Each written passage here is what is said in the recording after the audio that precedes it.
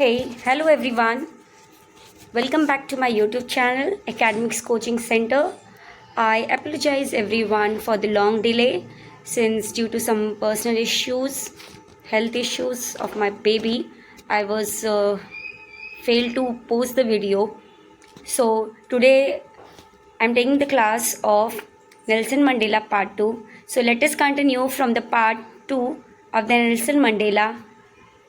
So I felt that day, as I have on so many other days, that I was simply the sum of all those African patriots who had gone before me. यहाँ पे जो Nelson जी हैं वो ये कह रहे हैं कि उस दिन जैसे कि कई बार पहले भी महसूस कर चुका था उन्होंने कहा कि मुझे लगा कि मैं अपने सभी पूर्वज अफ्रीकी देशभक्तों का प्रतीक हूँ. He was saying that day, like many other days, I felt that I represented all the African freedom fighters who came before me. That long and noble line ended and now began again with me. अब वो कह रहे हैं कि उन बहादुर लोगों की वह लंबी और महान परंपरा समाप्त हुई थी और अब मेरे साथ फिर से शुरू हो रही थी. That great journey, he is saying that great journey of brave people had ended and now it was starting again through me. I was pained that I was not able to thank them, that they were not able to see what their sacrifices had wrought. Nelson कह रहे हैं कि मुझे दुख था कि मैं उन्हें धन्यवाद नहीं कह सका और वे यह नहीं देख सके कि उनके बलिदानों का क्या परिणाम हुआ. मतलब यहाँ पे जो नेल्सन जी हैं वो कह रहे हैं कि I feel sad that I couldn't thank them and couldn't see what their sacrifices had achieved. Okay, next line. The policy of apartheid created a deep and lasting wound in my country and my people. यहाँ वो कह रहे हैं जो अपार्थिड system जो मैंने आपको बताया था, a system that discriminates people based on their race, religion, cast.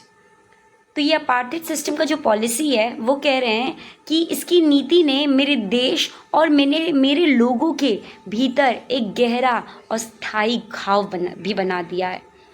He is saying that system has caused deep and permanent harm to my nation and its people. Next line. All of us will spend many years, if not generations, recovering from that profound hurt. He is saying that कि हम सभी को उस गहरे घाव से उबरने में कई साल, शायद पीढ़ियाँ लगेंगी. ठीक है, वो कह रहे हैं कि हमें we will need many years, maybe even generations to heal from that deep pain.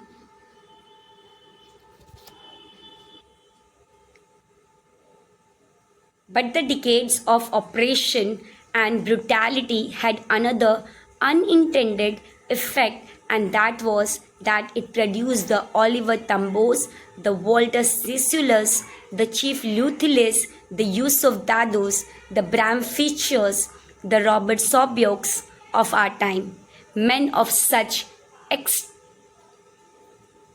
extraordinary courage, wisdom, and generosity that their like may never be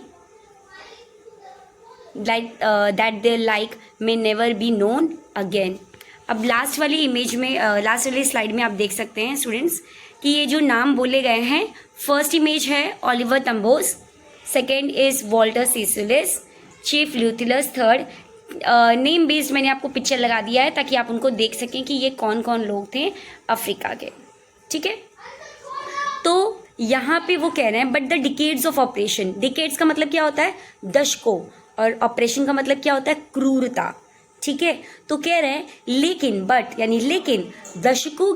दशकों यानी डिकेड्स. ठीक है, लेकिन दशकों की क्रूरता और अत्याचार एक नया अनचाहा असर यह भी था कि इसने हमारे समय के, जैसे कि उनके समय के जो ओलिवर टैम्बो थे, वॉल्टर सिसुलूथ थे, chief Luthuli, Yusuf Dadoo, Bram Fischer, Robert Sobukwe जैसे महान नेता पैदा किए, ऐसे लोग जिनकी बहादुरी, समझदारी और उदारता शायद फिर कभी ना देखी जाए। ठीक है, तो इनकी वो सराहना कर रहे हैं कि ये लोग काफ़ी बहादुर लोग थे जो अफ्रीका के लिए हर तरीके से इस अपार्थाइड सिस्टम के लिए उन्होंने लड़ाई की उसके लिए। ठीक है, नेक्स्ट लाइन।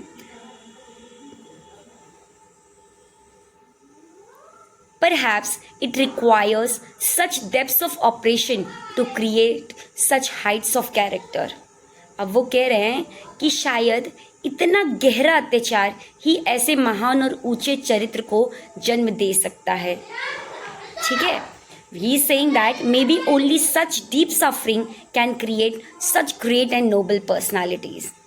ठीक है, my country, next line, my country is rich in the minerals and gems that lie beneath its soils, but I have always known that its greatest wealth is its people, finer and truer than the purest diamonds.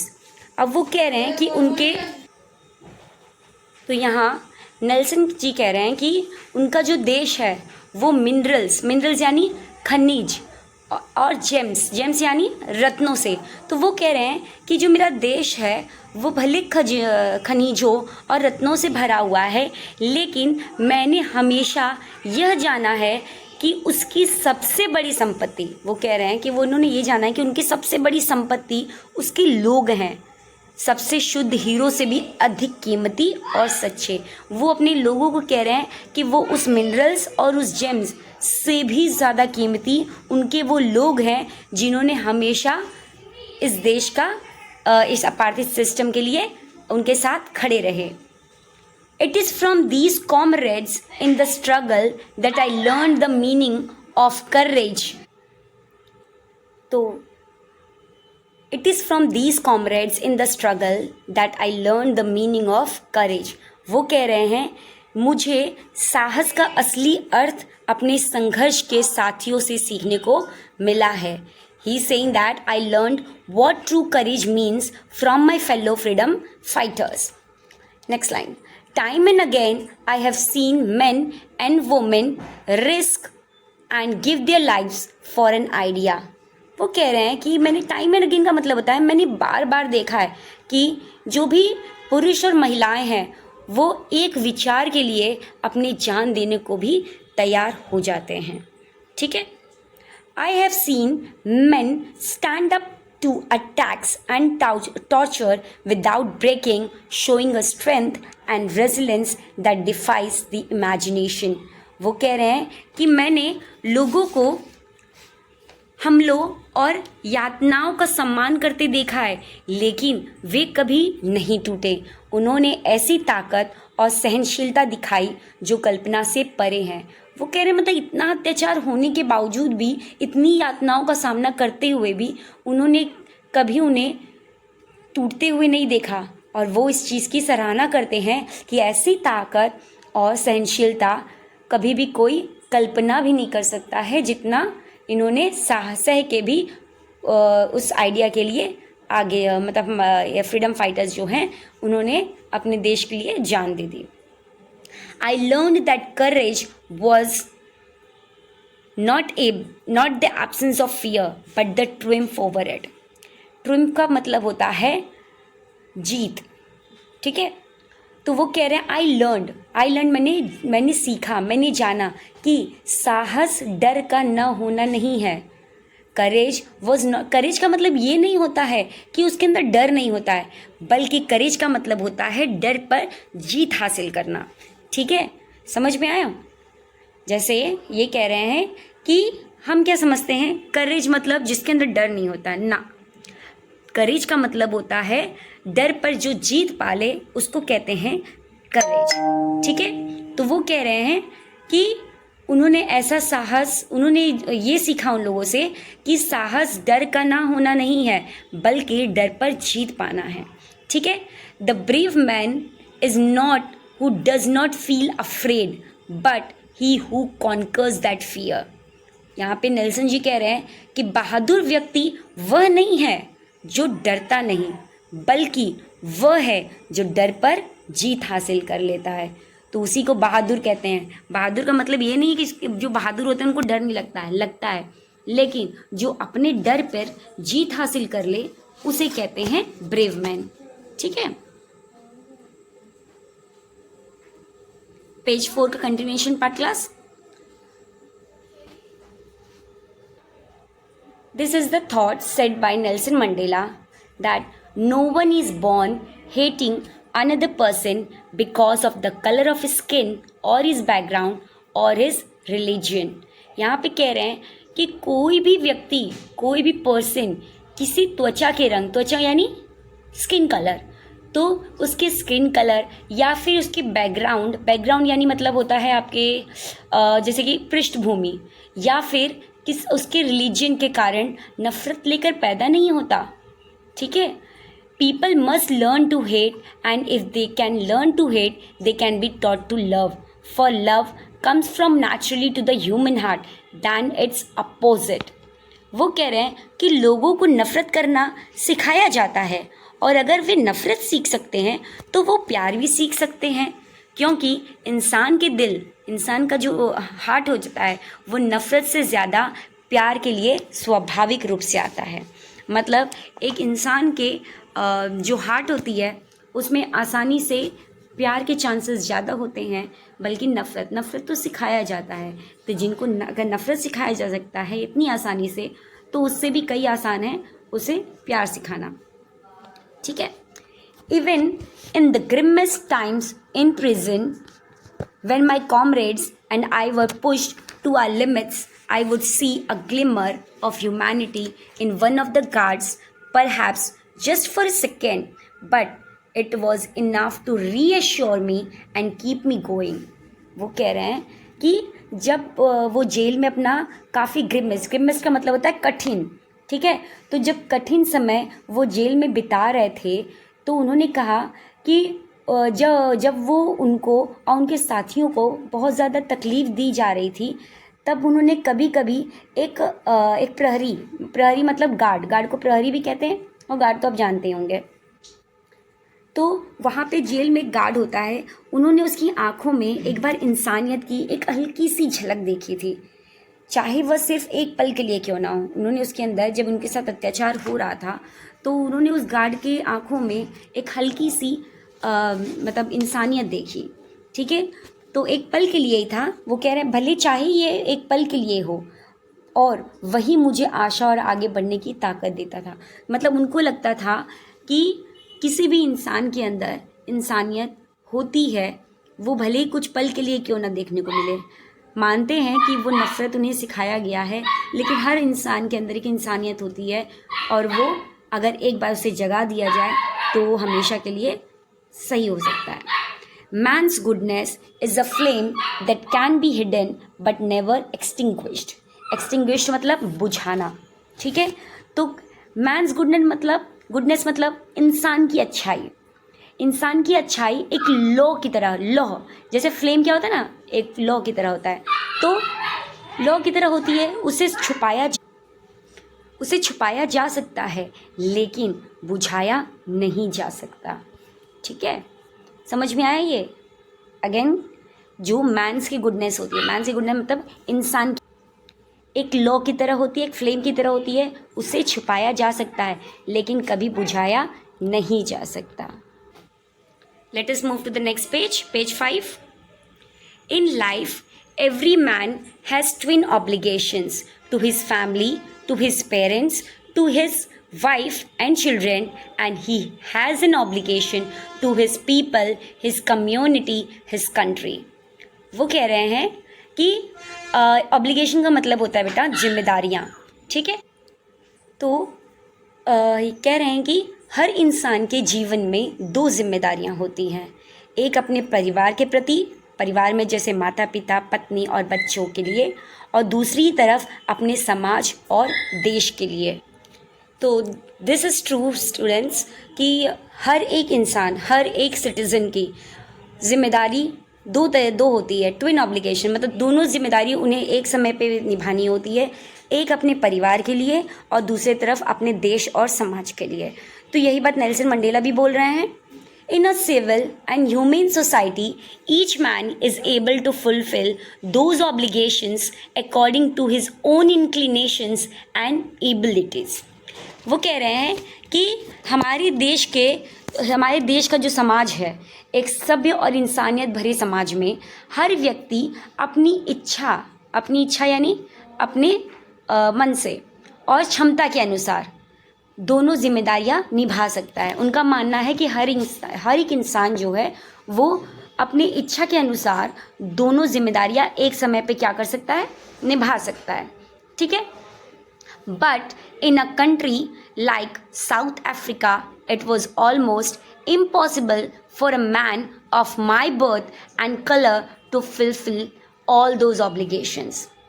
लेकिन वो कह रहे हैं कि जो मेरा जो South Africa जो कंट्री है, साउथ अफ्रीका का जो देश है, जो कंट्री है, वो मेरे जैसे अश्वेत व्यक्ति मतलब जो जैसे कि इम्पॉसिबल, जो चीज़ पॉसिबल नहीं है, तो ऐसे लोगों के लिए इम्पॉसिबल है जो इस जो जिम्मेदारी है उसको निभा सके। ठीक है। वैसे मतलब ये कह रहे हैं वो कि साउथ अफ्रीका जैसे देश में उनके जैसे व्यक्ति जो क्या हैं, ब्लैक हैं, जहाँ पे उनके पर कई सारे सिस्टम लगे थे, अपार्टमेंट सिस्टम, तो वो दोनों जिम्मेदारियों को निभाना लगभग उनके लिए क्या था, नामुमकिन था, इम्पॉसिबल था। In South Africa a man of colour who attempted to live as a human being was punished and isolated. वो कह रहे थे कि जो साउथ अफ्रीका में जो ब्लैक पीपल होते थे, ठीक है, जो भी एक नॉर्मल ह्यूमन बीइंग की तरह, एक नॉर्मल इंसान की तरह रहने की अगर कोशिश करता था, तो वहाँ के लोग जो वाइट वाला जो सिस्टम चल रहा था वो उन्हें जीने नहीं देता था। उन्हें मतलब सज़ा दी जाती थी और अकेला कर दिया जाता था। अकेला मतलब उनके परिवार से उन्हें अलग कर दिया जाता था। आइसोलेट का मतलब है सेपरेट कर देना, अकेले कर देना। ठीक है। तो जो भी साउथ अफ्रीका के लोग हैं, उनके जैसे कलर के जो भी लोग हैं, अगर कोशिश भी करते थे एक नॉर्मल ह्यूमन बीइंग की तरह रहने की, तो उन्हें क्या करते थे, वो लोग सज़ा देते थे और उन्हें आइसोलेट कर दे। आइसोलेट मतलब उनके परिवार से अलग कर दिया जाता था। In South Africa a man who tried to fulfill his duty to his people was inevitably ripped from his family and his home and was forced to live a life apart, a twilight existence of secrecy and rebellion. तो वो कह रहे हैं duty का मतलब क्या है यहाँ पे, पहले वर्ड्स की मीनिंग कर लेते हैं। इसमें काफ़ी सारे वर्ड्स हैं। ड्यूटी मतलब आपको सबको पता होगा सेवा, इनएविटेबली मतलब बगावती। ठीक है। तो उन्हें क्या किया जाता था, अगर वो कोशिश करते थे, अगर कोई भी पर्सन ट्राई करता था लोगों की मदद करने की, एक दूसरे के लोगों की मदद करने की, तो उसको उसके परिवार से अलग कर दिया जाता था और उन्हें एक रिबेल की तरह अलग से एक सीक्रेटली रहना पड़ता था। अगर उनको रिबेल बनना है तो उनको सीक्रेटली मतलब रिबेल की तरह उनको सीक्रेटली रहना पड़ता था। ठीक है। क्योंकि अगर उन्हें पता चल जाता तो उन्हें फिर से सज़ा दी जाती और उनके परिवार से अलग कर दिया जाता। तो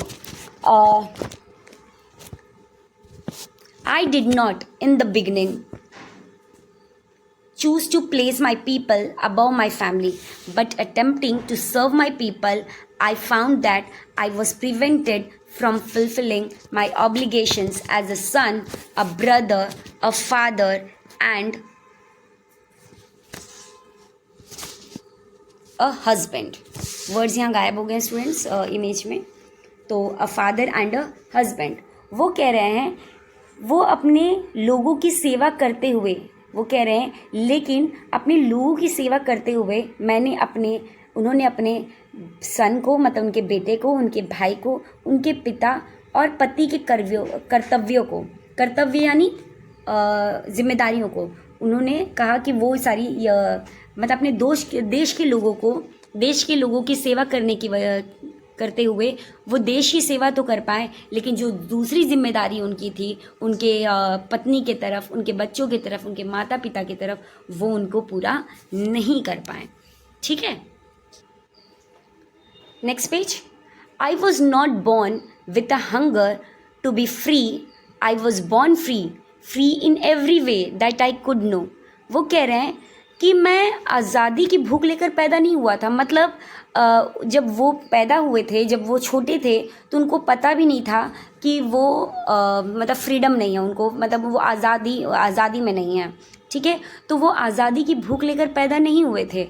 वो कह रहे हैं मैंने तो पहले से ही खुद को पूरी तरह आज़ाद समझता था। वो कहते कि मुझे पहले से लगता था कि मैं तो आज़ाद हूँ। उनको इतनी फैसिलिटीज़ मिली थी, इतना उनको हर चीज़ से जहाँ पे वो रहते थे हर जगह से उनको इतनी फैसिलिटी मिली थी, तो उनको ये चीज़ का अंदाज़ा ही नहीं था कि उनके जैसे लोगों पे काफ़ी ज़्यादा इस देश में अत्याचार किया जा रहा है।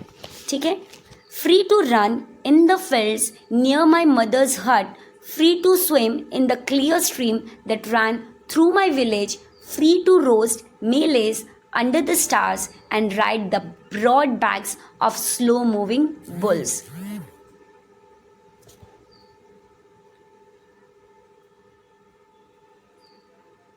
अब यहाँ पे कह रहे हैं कि क्यों वो ऐसा कह रहे थे कि उनको अंदाज़ा ही नहीं था कि वो आज़ाद नहीं है, क्योंकि वो कहते थे कि जब वो छोटे थे तो वो खेत में दौड़ने के लिए आज़ाद थे, गांव की साफ नदी में वो तैर सकते थे, तारों के नीचे भट्टे सेकने अथवा धीरे धीरे चलने वाले बैलों के पीठ पर सवारी करने के लिए वो आज़ाद थे। मतलब इन सब चीज़ों पे उनकी कोई बाउंडेशन नहीं थी, ये सारी चीज़ें उन्होंने की थी, तो उनको कभी ऐसा फील ही नहीं हुआ, उनको ऐसा महसूस ही नहीं हुआ कि उनको फ्रीडम नहीं मिली है। जैसे उनके जैसे लोगों जो ब्लैक पीपल हैं उनको फ्रीडम नहीं मिली है। As long as I obeyed my father by the customs as long as I obeyed my father and abided by the customs of my tribe, I was not troubled by the laws of man or God. As long as मतलब जब तक, वो कह रहे हैं कि जब तक उन्होंने अपने पिता की बात मानी, मतलब ओबे का मतलब क्या होता है, आदेश का पालन करना। तो वो कह रहे हैं जब तक उन्होंने अपने पिता के आदेश का, जो उनके पिता ने कहा था उनके आदेश का पालन किया, और जो भी उनकी अबाइडेड मतलब जो ये होता है, जैसे abided by the customs of my tribe, मतलब कस्टम्स मतलब क्या होता है, परंपरा, और ट्राइब मतलब होता है उनकी जो जनजाति है। ठीक है, तो उन्होंने अपनी जनजाति की परंपराओं का पालन किया, अबाइड मतलब पालन किया। ठीक है, आई वॉज नॉट ट्रबल, तब तक उनको किसी इंसानी या ईश्वर की जो कानून ने उनको कभी परेशान नहीं किया। मतलब जब तक उन्होंने अपने पिता के आदेश का पालन किया, जब तक उन्होंने अपने ट्राइब के लोगों के परंपराओं का पालन किया, तब तक उन्हें कोई भी ह्यूमन वे हो या गॉड वे हो, मतलब इंसानी रूप से हो या ईश्वरीय रूप से हो, कानून के रूप से, ईश्वरीय कानून के रूप से, उन्होंने कभी परेशान फील नहीं किया। It was only when I began to learn that my boyhood freedom was an illusion, when I discovered as a young man that my freedom had already been taken away from me, that I began to hunger for it. वो कह रहे हैं कि मुझे तब समझ में आया कि बचपन की आज़ादी, जब उन्हें इस चीज़ का एहसास हुआ, जब वो यूनिवर्सिटी गए पढ़ने के लिए, तो वो कह रहे हैं तब उनको समझ में आया कि जो बचपन की उनकी आज़ादी थी वो सिर्फ एक इल्यूजन था। इल्यूजन मतलब धोखा था। जब मैं बड़ा हुआ, वो कह रहे हैं जब वो बड़ा हुए तब उनको असली आज़ादी उनसे छीन ली गई है, उनको तब जाके पता चला।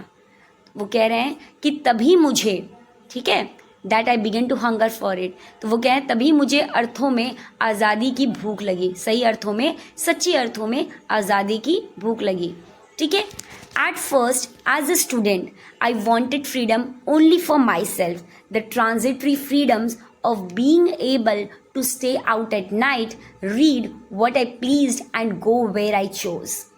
वो कह रहे हैं कि शुरू में एट फर्स्ट जब वो एक विद्यार्थी थे, जब वो स्टूडेंट थे, तो वो क्या चाहते थे, वो बस खुद के लिए, वो बस अपने लिए थोड़ी आज़ादी होनी चाहिए थी।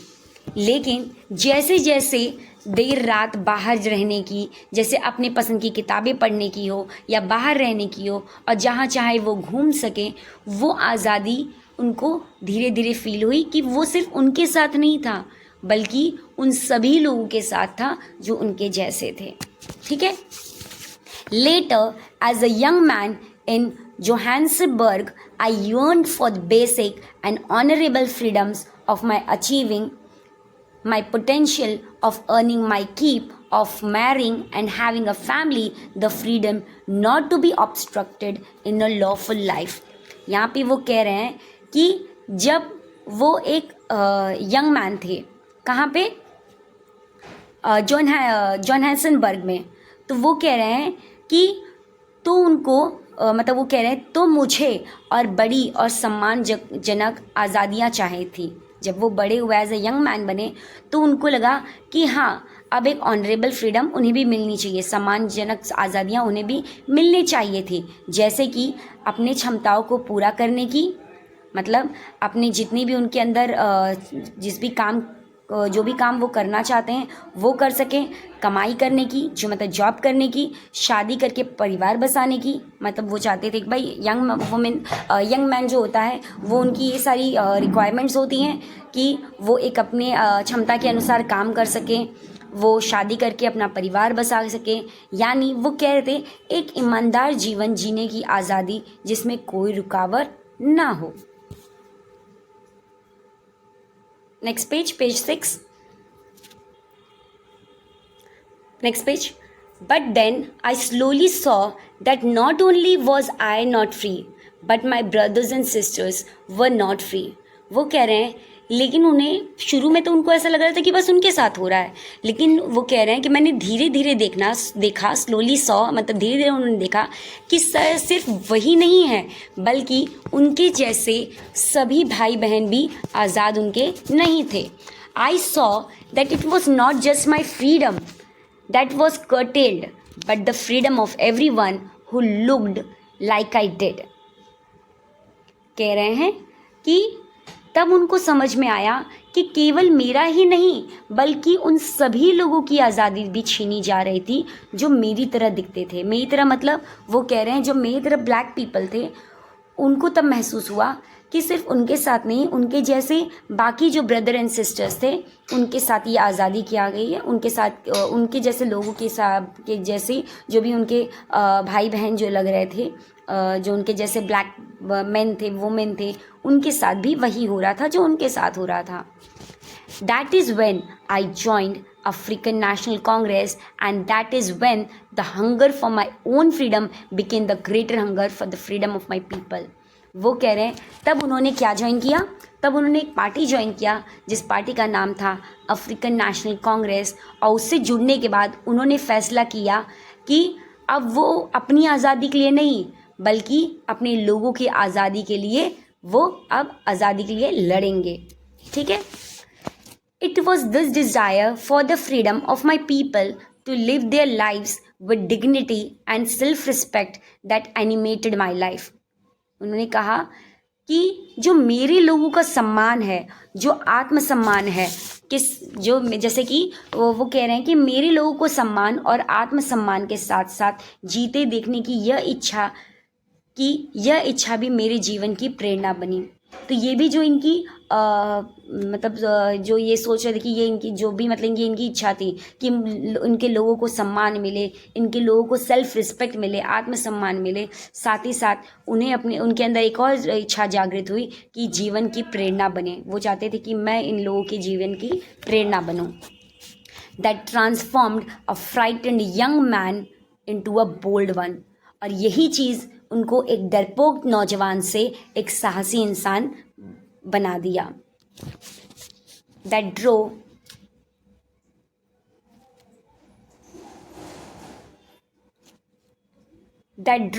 अ law abiding attorney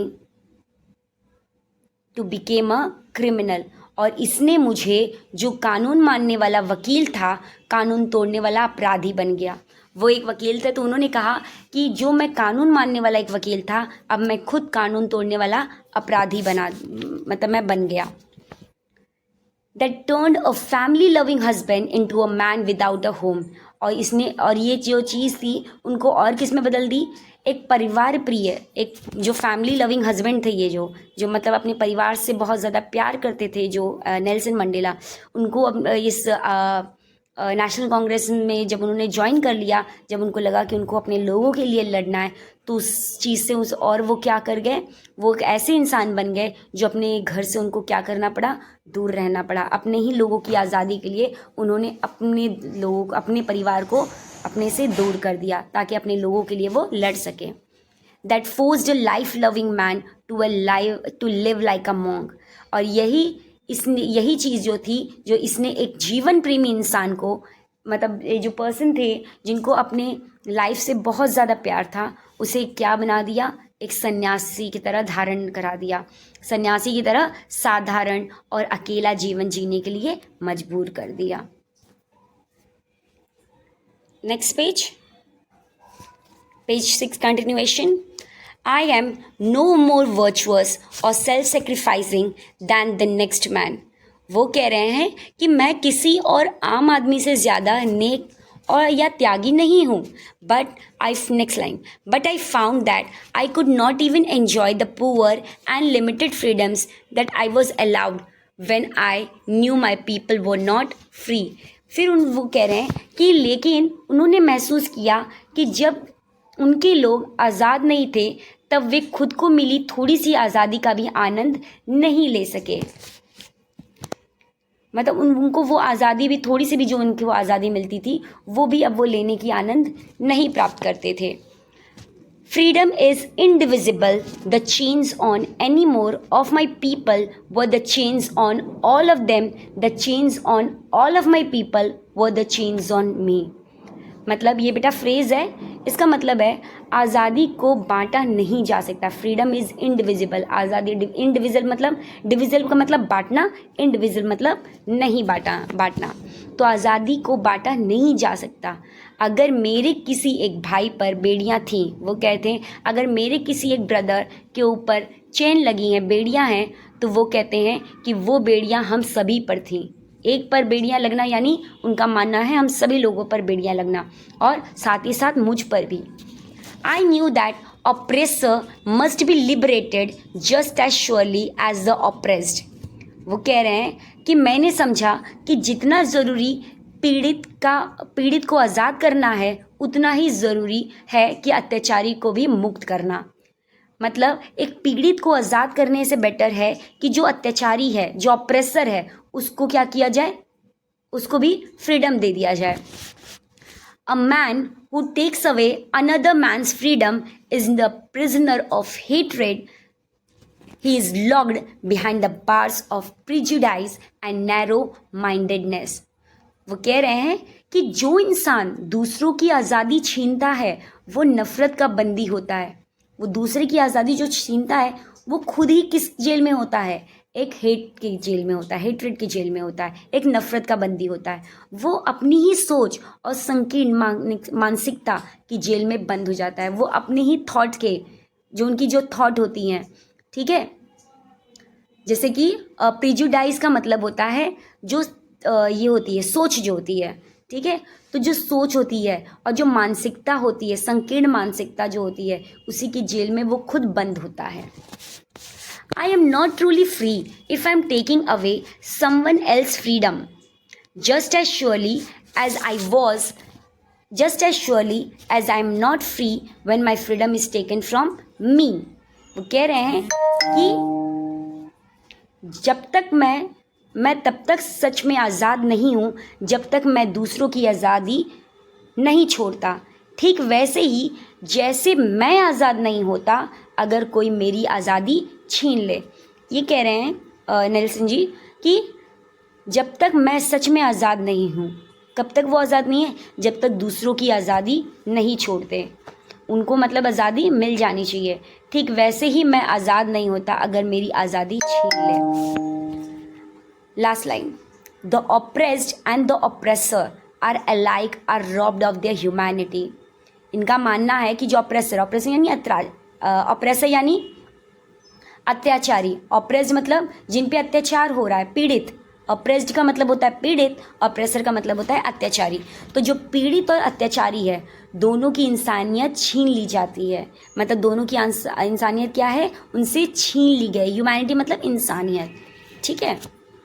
So, students, this was the thought that was shared by Nelson Mandela during his speech as the first president of South Africa. So, let us now have the summary of the chapter. So, this chapter, I'm going to give the summary, and already I've mentioned in the PPT. This chapter is an extract from Nelson Mandela's autobiography. ये जो chapter है वो कहाँ से लिया गया है? Nelson Mandela की ऑटोबायोग्राफी से. ऑटोबायोग्राफी मतलब खुद के द्वारा लिखी गई किताब. उसी में का ये कुछ एक्सट्रैक्ट है, मतलब उन्हीं में से ये कुछ पन्ने हैं जो इस चैप्टर में दिए गए हैं. It describes the historic day when south Africa got independence from apartheid rule. Apartheid rule मतलब बताया है आपको, racial discrimination, and became a democratic country. On 10th May of 1994, Nelson Mandela was sworn in as the first black president of South Africa. ये जो chapter है, ये जो अध्याय है, वो नेल्सन मंडेला की ऑटोबायोग्राफी मतलब आत्मकथा से लिया गया है. इसमें उस हिस्टोरिक मतलब ऐतिहासिक दिन का वर्णन है जब 10 मई 1994 को दक्षिण अफ्रीका ने रंग भेद मतलब रेशियल डिस्क्रिमिनेशन के शासन से आज़ादी पाई और एक लोकतांत्रिक मतलब डेमोक्रेटिक कंट्री वो बना. नेल्सन मंडेला अपने पहले ब्लैक प्रेसिडेंट वहाँ के बने. ठीक है. Mandela shares his thoughts about the past struggles and sacrifices made by thousands of people for freedom. He says that freedom is not just for one person but for everyone. He believed that both the oppressor and the oppressed are not truly free. The oppressed isn't. He says that freedom is not just for one person but for everyone. He believed that both the oppressor and the oppressed are not truly free. The oppressed is in chains and the oppressor is also trapped in hatred and prejudice. वो कह रहे हैं कि Mandela बताते हैं कि कितने लोगों ने स्वतंत्रता के लिए संघर्ष किया और बलिदान दिए. वे कहते हैं कि आज़ादी केवल एक व्यक्ति के लिए नहीं बल्कि सभी के लिए होनी चाहिए. उनके अनुसार शोषित तो गुलाम होते ही हैं, लेकिन शोषक भी, ऑप्रेसर मतलब उनको कह रहे हैं जो ऑप्रेस्ड है वो तो खुद भी गुलाम है, लेकिन साथ ही जो शोषक हैं यानी ऑप्रेसर जो हैं वो भी नफरत और पक्षपात की कैद में होते हैं. Mandela explains how courage is not the absence of fear but the victory over it. He also tells how his desire for personal freedom turned into strong desire to fight for the freedom of all people. His life changed completely because of this mission. यहाँ पे Mandela जी समझाते हैं कि साहस का मतलब यह नहीं कि डर नहीं लगता. बताया था मैंने, साहस का मतलब ये नहीं होता है कि पर्टिकुलर पर्सन के करेज जिसके अंदर है वो डरता नहीं ना. वो इंसान होते हैं जो डर पर अपनी जीत को हासिल कर लेते हैं. पहले वह अपनी निजी आज़ादी चाहते थे, मतलब पहले वो खुद की आज़ादी चाहते थे, लेकिन बाद में वो सबके आज़ादी के लिए उन्होंने लड़ना शुरू कर दिया और यही मकसद था, यही उनका गोल था जो उनकी ज़िंदगी को पूरी तरह बदल देता है. ठीक है. सो स्टूडेंट्स, आई होप आपको चैप्टर समझ में आया होगा और ये समरी जो मैंने आपको दोनों फॉर्म में एक्सप्लेन कर दिया है, ये शॉर्ट समरी है उस चैप्टर की, जिससे आपको एक नॉर्मल से आपको सिंपली पूरा पढ़ के पता चलेगा कि आपने क्या क्या पूरे चैप्टर में पढ़ा है. ठीक है. So students, again I am saying, students who need the word meaning and the phrase meaning of the toughest word of each the chapters, each line of each word, they can say they can comment me their email ID and I'll be sending the PDF to them. Okay, thank you, bye bye.